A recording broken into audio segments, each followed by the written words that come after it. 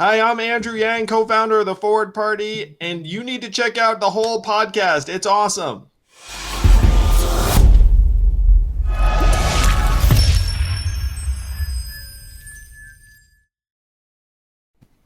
Welcome to the Whole. I am Rob Sprans. I'm Lori Levine. We've got some heavy hitters here today. What a way to come back from our break.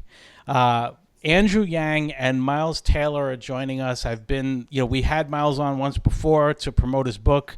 Andrew, I don't know if you know this, but when he was a guest with us, he was literally in hiding at the time. Which is sounds funny now, less funny then. Miles not in hiding.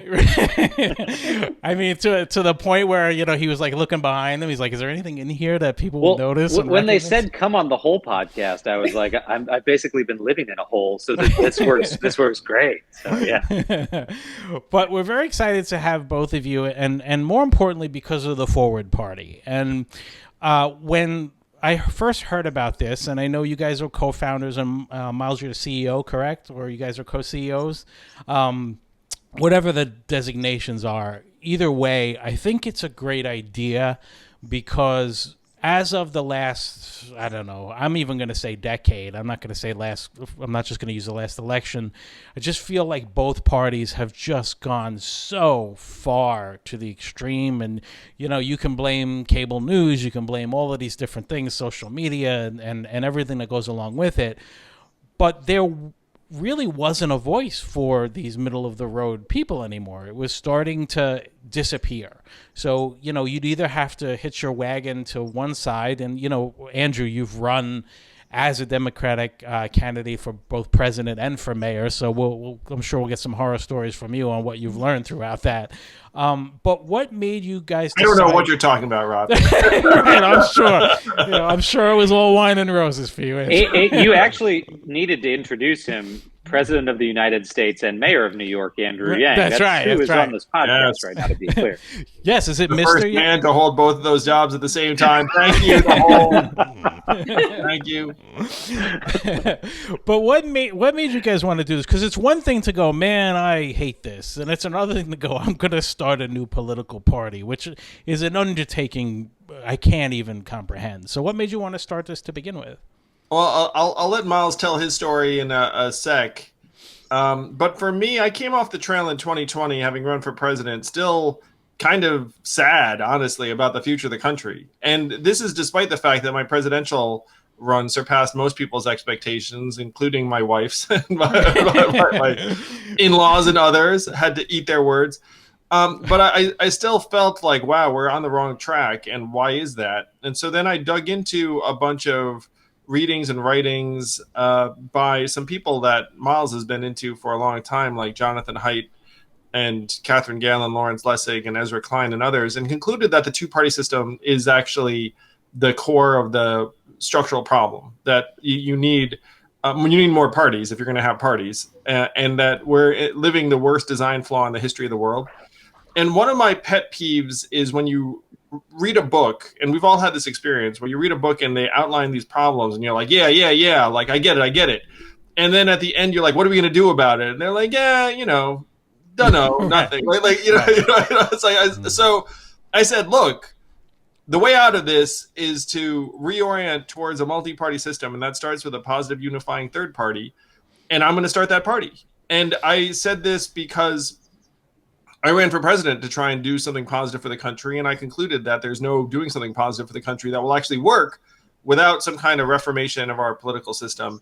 And if you were to make a list of people who might start a third party credibly, I'm probably on that list somewhere. Okay. So it was like, okay, like let me freaking do this thing. So I came at it from the Democratic Party, and Miles has an even more fascinating story from the Republican Party. Yeah. Yeah, and I won't rehash ground that we've done before, Rob and Lori, but Andrew's heard me use this example. My journey through politics began. I'm just gonna, for the folks that are watching visually, and I'll just narrate this because Rob and Lori, you guys know I like to just do props because it helps people understand things. So what I'm doing for those that are listening is I'm just moving my laptop right now so you can see where I'm sitting. I'm just sitting at a desk right here. And the reason I'm using this is Andrew's heard me talk about this desk before. So when I first came into politics, I was a little baby page on Capitol Hill. So for 200 years, there's been these young messengers called pages that have worked in Congress all the way back to the late 1700s. That's how I started off as a teenager, and I spent a year on the floor of the House of Representatives. This is pretty much what my desk looked like. There's a front row in American democracy, and it's two desks that sit in the back of the U.S. House chamber. And those desks have the best view of the chamber of anything there. And it's really the most profound place to learn about democracy, because you are in this thoroughfare on the back wall of the House of Representatives where you see members of Congress mingling and arguing and negotiating and ultimately agreeing to get things done for the country. I was doing that job right after 9/11. And it was a period of intense bipartisan cooperation to protect the country. And as we all remember, a period of really extraordinary unity. That's where, again, I learned about politics and I saw government working. Fast forward, January 6th of 2021, I will never forget seeing the image on the floor of the House of Representatives as the events were unfolding of a desk that had been pushed, and I'm pushing the desk for folks on there, clearly that's gone, of a desk being pushed and spilling a Diet Coke. Miles is so committed to democracy, he will rearrange furniture to illustrate. There was this image of a desk that had been pushed in front of the doors of the House of Representatives to protect the chamber from a mob that had been incited by the President of the United States to overturn an election. And by the way, that same president had recently branded me a traitor to the United States. That changed my perception of politics. Now, it wasn't like it happened all in that moment, but that was an exclamation point on a sentence that for me was being written throughout the Trump presidency, which was that extremism was so infecting our politics. It was leading people to try to go overturn the foundations of our democracy. That desk that got pushed in front of the chamber was the desk I sat at as a page. That to me was a powerful personal bookend. That thing that was inspiration about what democracy could be was the last line of defense against an insurrection. That started for me literally the next day. On January 7th, I got a phone call from my friend Evan McMullen, who's currently running as an independent U.S. Senate candidate in Utah. And he said, listen, man, don't tap out of this fight. We need to talk about how to fix this. And one of the first things we started talking about is there just needs to be more choices in our political system so that extremists get pushed to the side and common sense leaders can come forward. Because right now, the two-party system is getting more and more extreme. So how do we introduce something that's forward-looking? And we ended up getting in touch with Andrew and decided to join forces relatively recently to go create the new Forward Party. So, that was my journey to it. And I got to tell you, this is the most exciting thing I feel like I've ever worked on. And I'm going to bring you guys back to the desk no problem. To move the prop. So if you're not watching on YouTube, you should watch on YouTube because I spilled water and a Diet Coke and you missed that if you weren't watching. Now, that to me it sounds fantastic, but the challenges now that you guys face, like, what do you think your biggest challenges are? Because there have been third parties before, although those third parties are really focused on a specific thing, like the Green Party and things like that. So this is a lot more of a, hey, we kind of are picking the tenets from that we believe in from both sides and making one, which we'll get into in a minute. But what do you see the biggest challenges are, Andrew, especially going through that process once before? So I'm a serial entrepreneur and operator and builder, and this is a fun entrepreneurial challenge. Build a new political party. And you say, okay, like, how the heck can that succeed? Well, first, 50% of Americans now say they're independents. It sounds like you and Lori might resemble that. 62% want a third party. 88% think the country's on the wrong track. So you're literally working with the majority of the country. The majority of the country wants this, but they just keep being told they can't have it. And so then you think, okay, like, what are the obstacles? So the obstacles are that the parties curb ballot access. They make it so that if you are a candidate, you want to run within one of the parties. They have a lot of donors. They have a media constellation always trumpeting their message. They have social media influencers trying to keep you in line.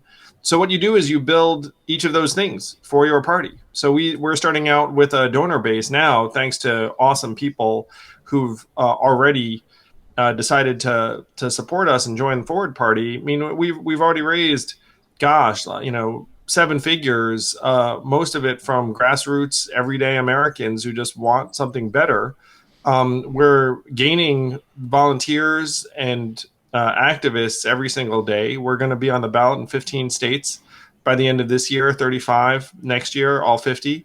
So this is a fun building challenge, but there is nothing stopping us from building each part in turn, whether it's ballot access, whether it's local candidates who will win races, whether it's our own media offerings, talking to awesome people like you all, and some more stuff that we're going to be investing in. And you can sense the energy behind us because more and more Americans are sensing that this current situation is broken and not working. And then now we've already actually crossed the biggest threshold, which is that we've normalized the third party. And now that this party is on people's radar, it's just going to grow from here. But why not just evolve the Libertarian Party? It's a great question. What a great question. Miles, take it away. I think you're the libertarian here. Look, I don't have anything against libertarians. In fact, I like a lot of libertarians. And in fact, we're seeing a lot of libertarians come join this effort. I give them a lot of props for going off on their own, path and starting something new. I think in order to really shift the American political system away from the extreme fringes, you got to have something that appeals to an even larger audience than the Libertarian Party. I mean, I'll confess to you, I consider myself partly a small L libertarian, not a member of the Libertarian Party, but I'm a student of Hayek and von Mises and all of these different authors that are technically classical liberals. We won't go down into the philosophical history behind the parties, but that's where I find myself. Problem with the Libertarian Party, like I said, is it doesn't reflect the majority view of Americans. You can go, and I mean this genuinely, not facetiously, you can go issue for issue in this country. Climate change, guns, abortion, the most controversial issues. And if you go look at the polls, there's actually a majority of American view on each of those issues, like a very common sense, reasonable, practical view. Mm-hmm. You have to ask yourself the question, well, wait, if Americans largely agree that there's a sensible solution for each of those issues, why the hell haven't we done it? And really the answer is our polarized system, is that the 10% or the 5% of the fringes are telling the rest of us, the 90 to 95%, what to do. And what they're saying is, don't agree on something that'll move us forward on this issue. They want the extreme answer. But take guns, for instance. You have a far extreme that says, let's get rid of the Second Amendment and go take all of the guns back. Is that going to pass? That's never going to pass. Then you have another extreme that says, no gun laws whatsoever. Weapons free, baby. We've seen what that looks like, and it's horrifying because there's children being killed in classrooms by people who should have never gotten a gun in the first place. The majority of Americans agree on what we should end up doing, sensible policies we can put in place. The whole point of the Forward Party, and it's really frankly in our tagline. Our tagline, in my opinion, is the simplest and most powerful party platform in America. Not left, not right, not forward. It's not just a tagline or a slogan. It's literally how we will govern issue for issue. Take guns, for instance, like I said. The answer for the Forward Party is we move past the far left answer that I mentioned and the far right answer, and the forward position is right there with those sensible, common sense, forward-looking solutions. That is our platform all the way down from the most controversial to the most mundane issues. But, Andrew put out the stats about how many Americans want something like this. I will say this is something I want. And in the history of, think about your iPhone or your computer. A lot of these good products are built largely because someone got really, really frustrated. No one else was building it. And they said, okay, well, I'm going to go build it. I mean, I've spent years going to barbecues and dinners like you guys and saying, why don't we just have more choices? And could we get some common sense leaders? Frankly, after the insurrection, I got really freaking tired of having that conversation. And who the hell is Miles Taylor? Like, why should Andrew or I even be engaging in this? And the other people we've brought along, governors, senators, congressmen, cabinet secretaries, these are all people who started off in one of the two major parties. But we've gotten to the point where we're a little fed up and saying, well, if no one's going to go build it, let's just go start the process of building it and hopefully start bringing on a bigger and bigger and bigger coalition nationwide. And that's what we've seen. I mean, we've been shocked by how receptive folks have been from the grassroots on up to get involved in this. Yeah, Lori, to Miles's point, a lot of libertarians are loving what we're doing because if we achieve these reforms, then you'd have libertarians and others be able to compete much more effectively, truly, because right now they get shut out in various ways because of the two-party system. So a lot of libertarians want what we're championing, which is nonpartisan open primaries where anyone can vote for anyone, and you get rid of the spoiler effect. So you have instant runoff or ranked choice voting. So anyone can vote for anyone. Wait, can you just explain? I've been looking into ranked choice voting, and it's just you're putting in order the candidates that you want first, second, third, and it's as simple as that. Yeah, it's as simple as that, Lori. Like, and the powerful thing is then if you vote first, second, third, Rob votes first, second, third, I vote first, second, third, then no one can be accused of spoiling anyone's vote. And then if your first choice doesn't make it, then your vote flows to your second choice. So let's say that you are a libertarian, you could vote libertarian number one, and then whoever you liked better of the two major parties second. And then no one could yell at libertarians about being spoilers anymore because you'd be like, well, my libertarian doesn't win, then it just goes through to the other candidate anyway. So it just gets rid of all that nonsense. It gets rid of all the strategic voting and being like, oh, this and that. Like, it just says, and it also is a better expressor of our actual preferences. Right. Yeah. I would add to that. I mean, how many times, I bet each of us has done this. I'll confess to it that I've avoided voting before in Washington, D.C., where I was living for a long time, because I said the words, my vote doesn't matter. My vote doesn't matter in Washington, D.C., because the people I was going to vote for, especially at the time, Republicans, they just weren't going to win seats. Ranked choice voting is the answer to the my vote doesn't matter problem. All of a sudden, overnight, you implement it and you make your vote matter again. That's pretty damn cool. I mean, that's really, really exciting, is that argument that we've all given to ourselves for not going to the polls overnight can be made moot by saying, no, actually, your vote can count again in a really, really powerful way. I think that's pretty inspiring. So strong, Miles. The fact is most of our votes don't matter in most places. I mean, truly. Like, it's not just you in Washington, D.C. I mean, the two parties have carved the country up like a turkey, where it's like you get that meat, I get this meat.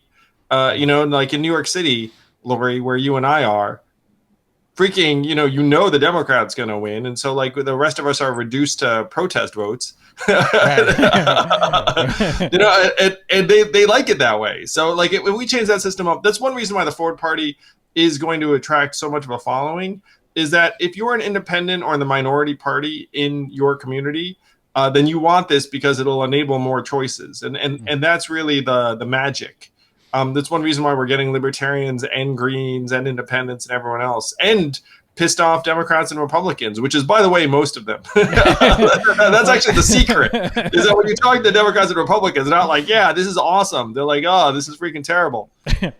Yeah, and so let's talk about those pissed off Democrats and Republicans based on all of this, because you mentioned carving the turkey up, and that's exactly what's happening, but they're doing it with money, they're doing it with gerrymandering, they're doing it with, lobbying Congress and all of these other things that sometimes make it feel like the system's unwinnable. How do you guys find a way not to just get stuck with the neck of the turkey and actually get your own part? No one wants the neck. Who eats the neck?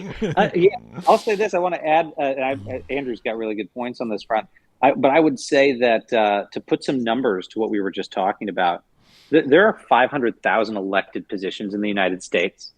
And on the 2020 ballot across the country, there was one survey that showed that 70% of the positions that were being competed on the 2020 ballot only had one choice. Oh, wow. And that's not because there weren't plenty of capable people across the country to run for them. It's that the two major parties in deep red states and deep blue states make it so hard to compete against them that no one except one of those parties enters. 70% of those roles. That's absolutely mind-blowing. So we're going to be starting from the ground up. And frankly, the mayoral races, dog catcher races, county supervisors, state reps, those are things that aren't even being competed for. So you get people who say, new parties are spoilers.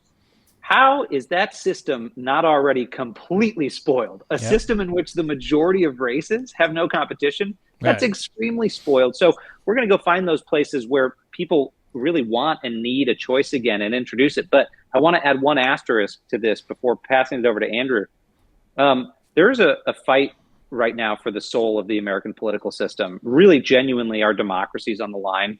I've never in my life heard the word civil war mentioned so much outside of a classroom. People are really feeling that way, and it's genuinely terrifying. Our reason for entering this fight is to go help the pro-democracy side win.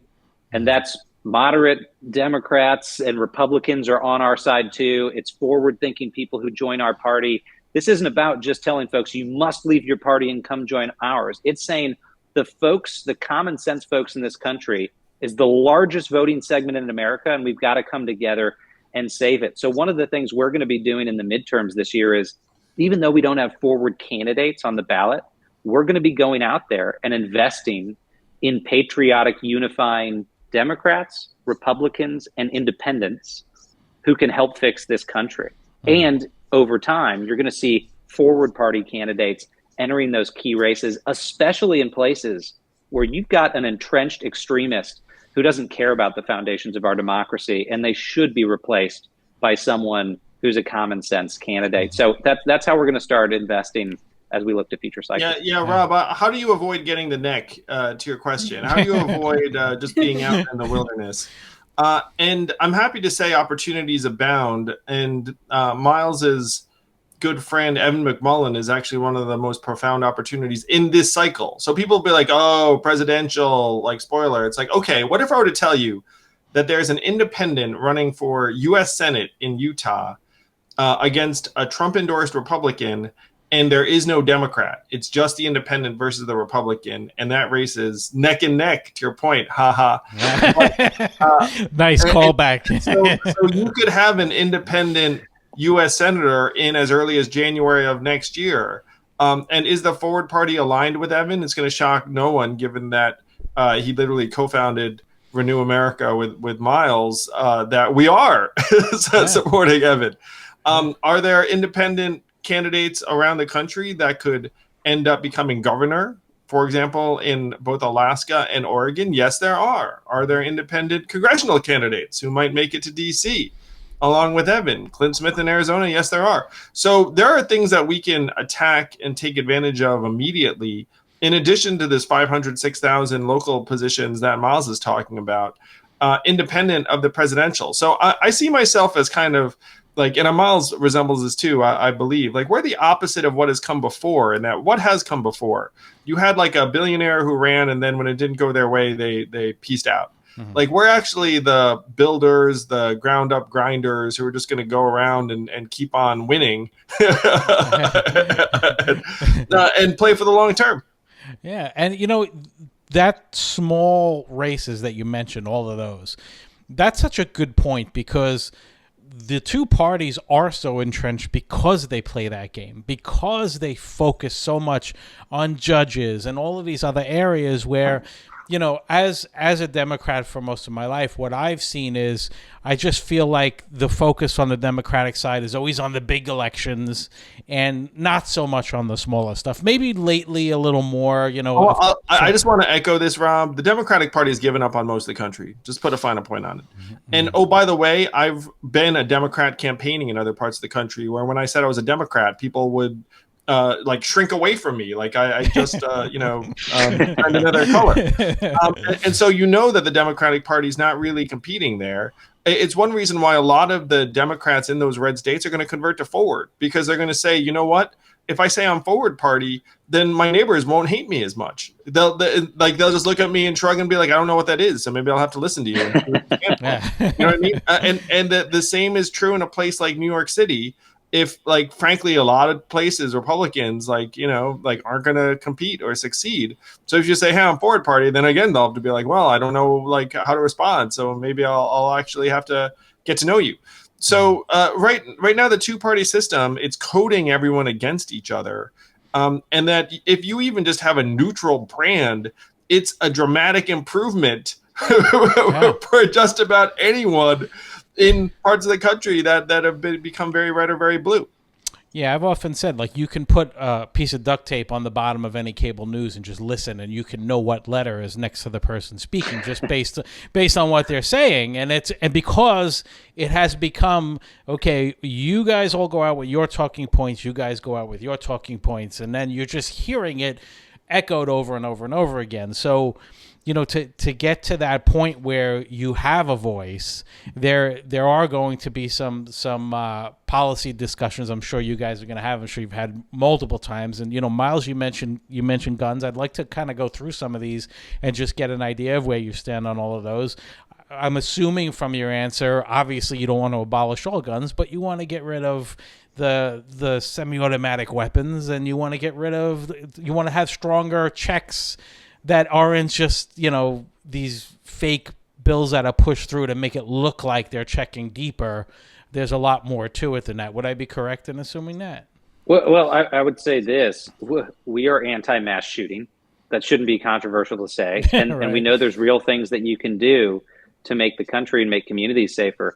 The way that we're trying to be a new kind of party, a different party, is right now the two major parties in this country, their fringes write the platform. Or in the case of the Republican Party, there is literally no platform, right? Because under Donald Trump and the reelect, they decided not even to write a platform. So some listeners are always surprised by that. There is no GOP platform. Yeah, it's an anti-platform. Platform. Yeah, and they tell you from the top down what you need to believe. We are rethinking a political party to say, here's our starting point. Not far left, not far right, forward. So the starting point is on every single issue, the extremes, move them out of the conversation. 2, let's go find and be unafraid to fearlessly debate the potential solutions between the extremes and with the extremes out of the picture. So on something like guns, you go look at the polling. Yeah, the American people largely support red flag laws, background checks, that sort of thing. I mean, there's a strong majority view there. That's a place where we're going to say to forward members and candidates, great, that's the zone of opportunity to go debate and find solutions.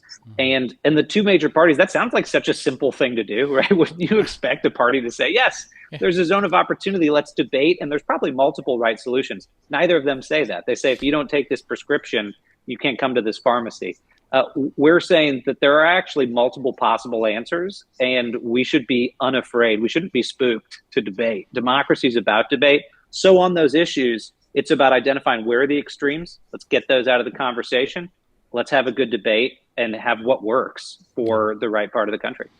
And I can see it, and in a way, also what you're also saying here is the party's going to try to lean towards, shockingly, where most of America would like to be. You're actually going to represent the opinions of the people, which I've very, very strange foreign territory here, because let's face it, the concept is that all of these congressional elections and everything, that their job is to represent the people who just voted them.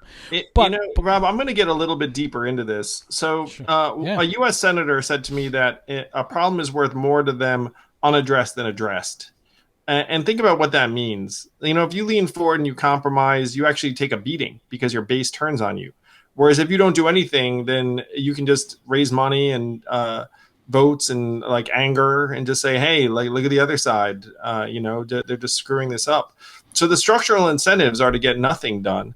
Well, that's one reason why we're kind of the opposite. It's like, look, we might not agree on everything under the sun, but we can agree that trying to respond to these problems is better than, frankly, trying to raise money off of not solving them, right. which is where the current parties are. The other issue, though, is that these policy positions we're talking about are also themselves being used to separate us. It's like, oh, I can't be on the same team as that person because, they disagree with me on X. The fact is, I just made common cause with a conservative coal miner in West Virginia who was like, hey, we can't be in the same party because I think this. And I'm just like, well, I would love to have you in the forward party. And then literally 45 seconds later, he was like, okay, I'm in. Or immediately to this podcast, me and Andrew. I mean, I'm going to be honest with you. When Andrew ran for president, well, one, he was like the youngest face on the debate stage. It was like, dear God, the Democratic Party's getting crusty and slow. You know, this guy's dynamic. But on a whole bunch of policy issues, I was like, I don't agree with Andrew Yang. But I met Andrew, and you know what we both realized? We both are very disinterested in the extremes of the Democratic Party and the Republican Party. And Rob, you just pointed it out. This is almost like a mind-numbingly stupid and simple conclusion is, yeah, we're launching a party that reflects kind of the majority of American views. And that's, right. Andrew and I, you know, in talking, realized, oh my God, that's like, there is a whole thing to be built there together, that it's a container that fits a Miles and an Andrew and a whole bunch of other folks. And there's also, I say this a lot, but there's genuine catharsis in that. Like, we've gotten so divided down to our family level. Like, when we go have dinners, like we'll probably avoid dinners and meetings with certain family members because of politics. Yeah. But when you have that moment of catharsis where you realize you agree on things, it's a really big relief. I mean, when I see Andrew, like, even though I used to disagree with him, and I still disagree with him on plenty of policy issues, I now go up and give that guy a hug. Like, I give him a big bear hug, because when you realize that the tribe of the tribeless is actually the majority of us, there's some real fraternity in that and some comfort. Like, if we could lay this country down on the therapist's couch together, trust me, it would be a long, long session.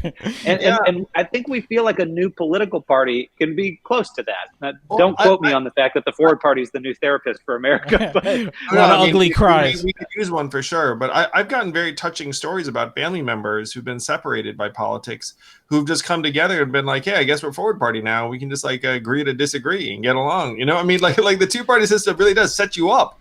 It's like, well, like, we have to be at war with each other. And then if you have a new type of party that says, look, we're still Americans, we love each other, we're family members, we love each other, and you know, we can hash out some of our disagreements, which, by the way, is the way American politics you know, ought to work and used to work some time ago. So, you know, like, the hug's right back at you, Miles. Let's put it that way. Well, also, I could also use current events to kind of emphasize exactly what you guys have just said, because, you know, as everyone knows, former President Trump's house was raided by the FBI. You both tweeted about it. Very different in your view on it. Again, of course, Andrew, what you tweeted was completely misconstrued. I've read articles and then read the tweet, and it's like the article, they only read the first 3 words, or the words that they wanted, and focused on it, but which is just must be terrifying in general when you're in politics to begin with. But, you know, you are concerned, Andrew, that it could be a very dangerous thing to do. And Miles, in your case, you were like, hey, if you did something, you're going to have to pay for it. It's not a political move. This is what it is. So I'm just, you know, it's a great example of what you just said. You might not see it exactly the same way, and you have your opinions, but that doesn't eliminate one or the other from being part of the Forward for you, brother. It's like, you know, we can have different viewpoints, and you know what, like, still respect each other, still work together. It's what most Americans want. Yeah, and I'd add to that, you know, on that question, Rob, is, you know, a couple things. Donald Trump spent years talking about people political opponents he wanted to imprison. I mean, let's not forget, I mean, he built a campaign partly on a chant about lock her up. I was literally watching CNN the other day, and they showed a list of a handful of people, political opponents of the president, that he wanted to imprison. And I saw my name up on the screen. And I remember when Trump said that, you know, they were going to put me away and the Justice Department was going to come after me and all of that. There's no one that I know who wants to work harder to prevent an extremist like Donald Trump from coming back into our public life than me. I feel semi-confident that a second term of Donald Trump would result in me not in this button-up, but in an orange jumpsuit, because I really think he would go after political enemies. I'm not actually. Andrew and I. You would head to some nice Latin American country, and we'd go to Costa Rica. Also, this is what's great about a pod scenario.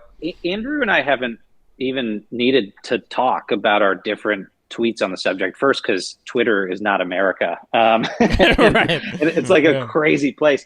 But second, I actually think Andrew and I are largely saying the same thing, which is, you have a situation right now that's very volatile because, we both don't want to see Donald Trump come back, but he has so warped the conversation that a law enforcement action against him will get spun as the deep state. Now, neither Andrew or I believe that's true. We don't think there's a deep state going after Donald Trump. You were the deep state, Miles. You forget. Yeah, I was the deep state. But what Andrew said turned out to be true within I think minutes of him tweeting it. Is you had the top Republican in the House of Representatives say that the FBI has been turned into a political weapon. That is scary talk. Now, I wouldn't make the case that because of that, they shouldn't hold him accountable. Right? No one's above the law. If Donald Trump broke the law,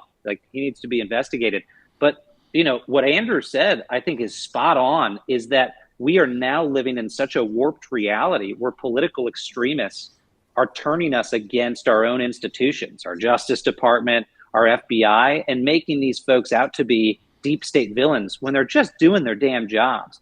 And it's not like 5 or 10 people believe these fringe theories. It's like tens of millions of people are now being persuaded that there's a secret plot. There was even someone who went out there and said, I think Steve Bannon, don't quote me on this, but I heard that Steve Bannon went out and said, there's a deep state plot to assassinate the former president.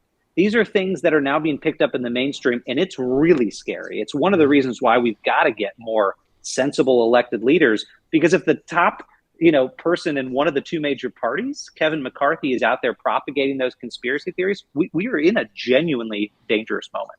And the reason why they do it clearly is money, right? It has to be, right? It has to be keeping the money flowing in, keeping the panic, because panic equals donations, and keep your lobbyists happy, and all of these different things. And that's the part to me that I just feel is so broken. It's going to be hard to fix, because the same people who can vote to change that are the people who are in power now. So just like term limits, like Congress is not going to vote on the term limits and give themselves out of a job, and then they're going to fight everything they can to be there until well after they should be.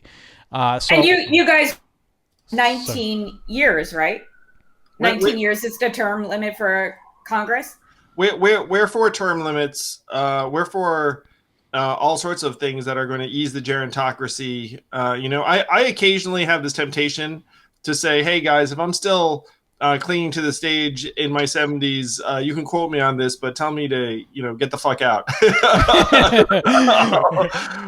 So yes, Lori, we're for term limits. 74% of Americans are for term limits. They're common sense. We should not feel like DC is on a 30-year tape delay, which it really is right now. I mean, you do have our House Majority Leader is 81.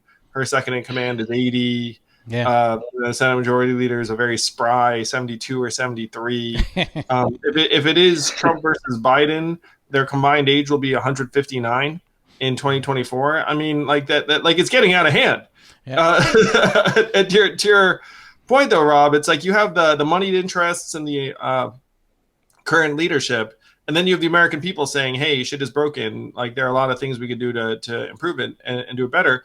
And the Forward Party is about giving actual power and voice to the latter. And so we do need people to, send us $5-10 to try and fight the big donors up top. But if enough of us get together, and I've seen this happen, we really can win. Especially because you don't need to win 51% of votes or 51% of offices. In this country, you get 10% energized, you can swing hundreds of races, you can control the legislative agenda.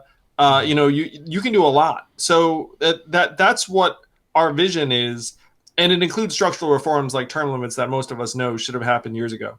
Yeah. Now, I know we don't have tons of time, but I definitely did want to touch on, Andrew, your presidential run, because you alluded to it earlier. Even your family didn't think you had a chance when you told them all, and which I'd like to know how that conversation went in general. But how do you go from this guy? Oh yeah. How do you go from this guy to being on that debate stage? And I mean, it's a huge move and a huge undertaking. And I'm curious to know what shocked you about the process and how your family reacted when you first told them.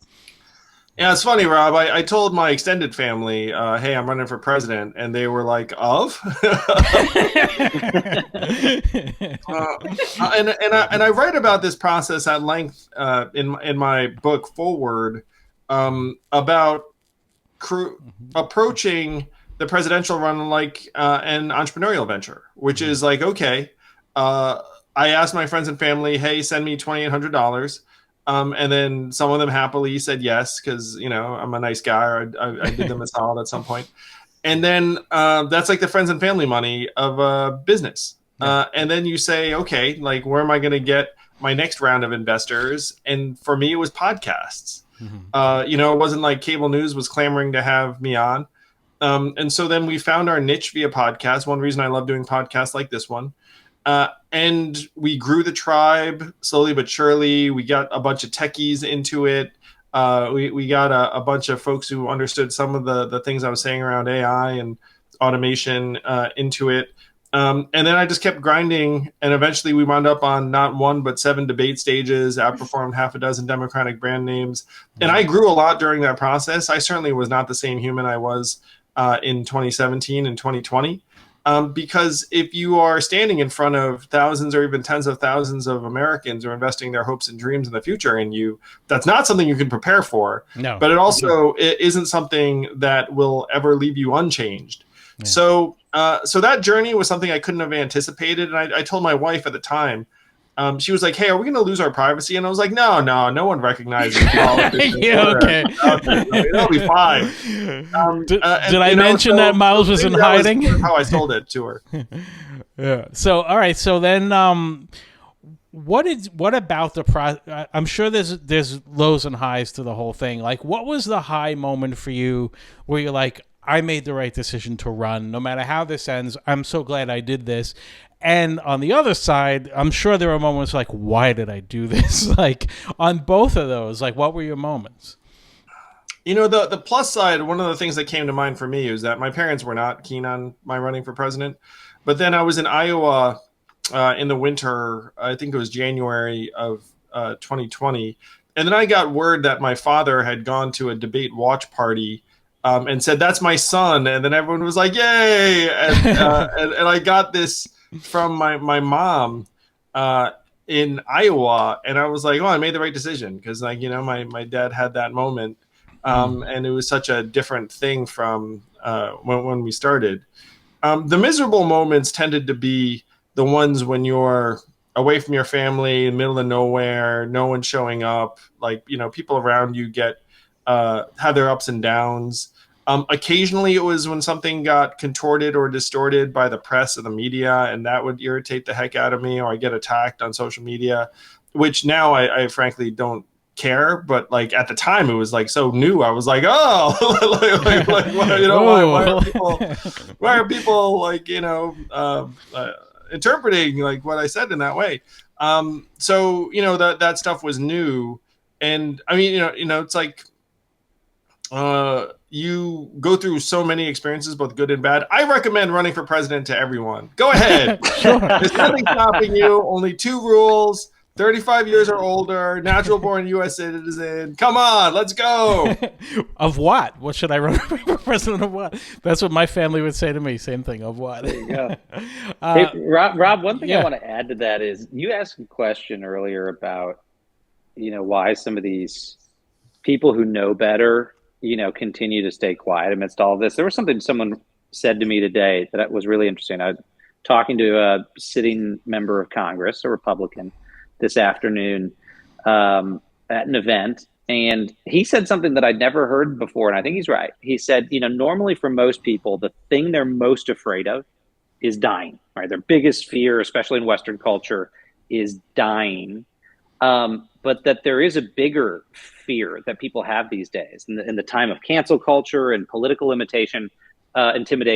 People are more afraid of being kicked out of their tribe than even dying. And to kind of expropriate a Jerry Seinfeld joke, it's like people would rather be in the coffin than kicked out of the funeral because they're so scared of being ostracized. And that's very real in our political system. I mean, when I left the Republican tribe, I had a family member who was staying with me at the time when I went out against Trump, who barricaded themselves in the guest bedroom because there were so many scary messages we were getting and people showing up at the door, family members, a pregnant sister getting death threats. That's how scary it is to leave the tribe. One of the things that we're really trying to do foundationally is to tell people leaving the tribe doesn't mean you're out there alone. There's an even bigger, more powerful tribe to come join. I mean, that tribe of the tribeless is the majority of America now. It doesn't have to be dangerous and scary to say, I'm kind of done with the extremes and I want something new. That's really the core here, is we've got to make it not scary to make that jump and not feel like a death sentence to leave the club that you've been in for most of your political life. Yeah, it's such a great point. And anyone who wants to donate, you can go to Forward Party, forwardparty.org or .com. .com. Yeah, they should start off at forwardtogether.org, FWD together. And I'll put these up later. Read about our merger and all the exciting things happening. Okay, awesome. And you can follow Andrew and Miles on Twitter. Miles will poke his head out from time to time and then go back into hiding. Andrew Yang is at Andrew Yang straight up, and Bad Boy Miles is Miles Taylor USA. But I love what you guys have to say. I do really think that you're tapping into something that a lot of people want, and the more quieter of the majority. Like, it almost goes to that whole lawn sign argument. Well, wait a minute, Biden doesn't have as many lawn signs. How could he have won? Because people like me don't want to put a lawn sign on and let people know where you stand. Some people just quietly believe in something, and we don't have to put 38 bumper stickers and flags on the car to show what we believe and maybe expose ourselves. So I think you found a really good niche. And I think we really saw, it doesn't matter what you feel about abortion rights, but we see what happens in Kansas when the people are invited to vote, and it's not just the politicians making the rules. Yeah. And it kind of feels like how the Forward Party's moving. Yeah, power to the people, for real. Not these ridiculous parties that pretend to represent us and don't.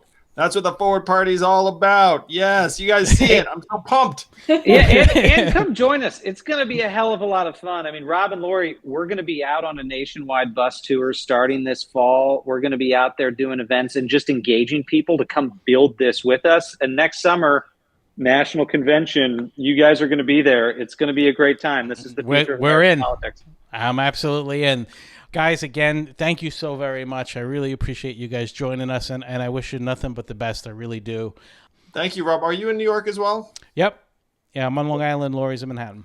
All right. Maybe I'll see you guys in person. But definitely DM this to me when it's up, and I'll tweet it out as well. Okay, yeah, I definitely will. I saw you followed me just before we started, so I'll send it to both of you guys. Yeah, so diligent, huh, guys? Look at Andrews. Thanks, friends. We love you. All righty. Take care. Love you too, Bye, guys. Bye-bye. Thank you for watching The Whole. I am Rob Sprance. And I'm Lori Levine. Later, motherfuckers.